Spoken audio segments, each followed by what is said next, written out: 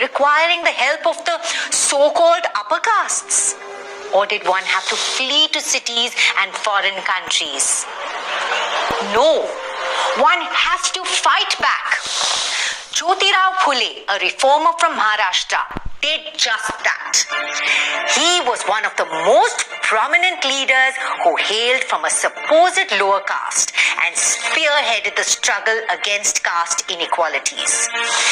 He criticized the claim by Brahmins that they were superior by birth because they were Aryans. He asserted that the warrior peasants of the Maratha countryside lived in harmony until the Aryans came and subjugated them. According to him, Aryans were foreigners to the Indian subcontinent. And he also propounded that they stole all the wealth from the natives, asserting dominance over them, and deemed themselves to be the upper caste and the natives the lower castes. Phule argued that the native people had a rightful claim over all the land in the subcontinent. He called the laboring Shudras and the Atishudras, who were deemed untouchables, to unite and combat caste discrimination. Jyotirao Phule even started the Satya Shodhak Samaj, an association to counter the idea of by-birth supremacy and to propagate equality. Phule wrote a book called Gulamgiri in 1873, just 10 years after the end of the American Civil War, which marked the end of slavery in America. He dedicated the book to the freed slaves of America, thus drawing a parallel between the erstwhile black slaves in America and the lower castes in our country. Did you notice something there? Phule didn't just stop with the problems that affected him. He voiced his opposition to oppression on behalf of all oppressed people everywhere, just out of moral obligation. He extended his criticism towards all sorts of discrimination, even against regressive practices which oppressed upper caste women. Phule wasn't alone. There were other reformers like Phule working across the country. Guru Ghasidas in central India had founded the Satnami movement that worked to improve the status of leather workers. Haridas Thakur worked with Chandala cultivators in eastern Bengal. Haridas questioned the Brahmanical texts which supported the caste system. Down south in Kerala, Sri Narayan Guru spoke against caste discrimination. Narayan Guru famously said, Oryu Jati, Oryu Matam, Oryu Daivam, Manushyano, which translates to one caste, one religion, and one God for humankind. The fight against caste inequalities continued into the 20th century. Leaders from non-Brahmin castes who had access to education, wealth, and influence began to challenge ideas of Brahmin supremacy. Enter Ambedkar and Periyar. They argued that the only way to deal with the caste system was to destroy it completely. Dr. B.R. Ambedkar was born into a Mahar family and faced discrimination his entire life. During school, he was forced to sit on the floor outside the classroom and wasn't allowed to drink water from the taps that upper caste children used. After finishing school, he was awarded a fellowship to study in the United States. When he returned to India in 1919, he devoted himself to the cause of caste reformation. He wrote extensively about the power structures that supported the caste system.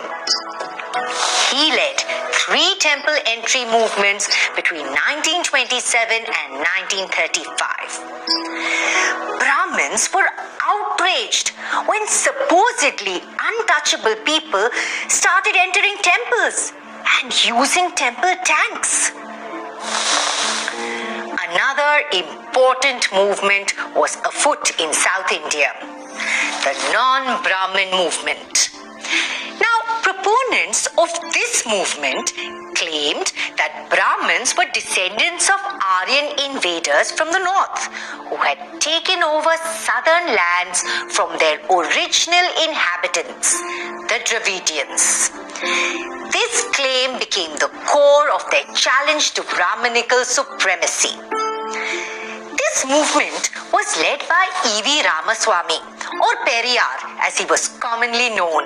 He became the icon of the anti-Brahmin movement. He gained an intimate knowledge of Sanskrit scripts while being an ascetic in his early life. He became a vocal critic of texts like the Manusmriti, Ramayana and Mahabharata because in his view, they had been used to reinforce the caste system and dominate women. Periyar joined the Congress Party in 1919. At a feast organized by the nationalists, he saw that the seating arrangements had been made according to caste distinctions. People belonging to lower castes had been seated far away from people belonging to upper castes.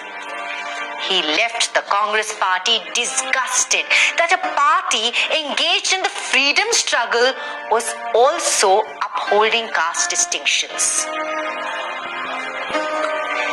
Periyar asserted that the supposed lower castes should be proud of their rich Tamil and Dravidian culture, which had been undermined by the Brahmins. Convinced that lower castes had to fight for their dignity, he launched the self-respect movement. He asserted that because religion and inequality was so intertwined, in order to free themselves from oppression, the lower castes had to free themselves from religion. I wonder if the upper castes just took this lying down. Turns out they didn't. The fiery speeches, writings, and movements shook Orthodox Hindus. They responded by founding their own organizations to uphold caste distinctions. Sanatan Dharma Sabhas and the Bharat Dharma Mahamandal came up in the north, while Bengalis founded the Brahmin Sabha.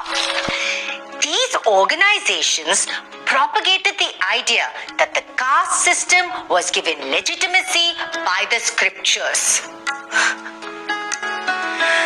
Wow! I don't think I have ever learned so much in a single day. People are still fighting for their dignity. But things would be much worse now without the reformers and their reforms. I have to do justice to this debate on caste discrimination.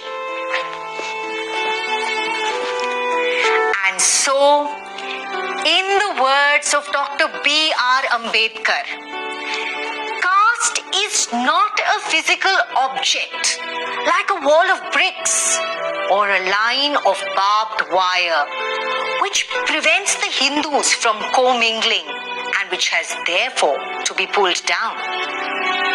Caste is a notion. It is a state of mind.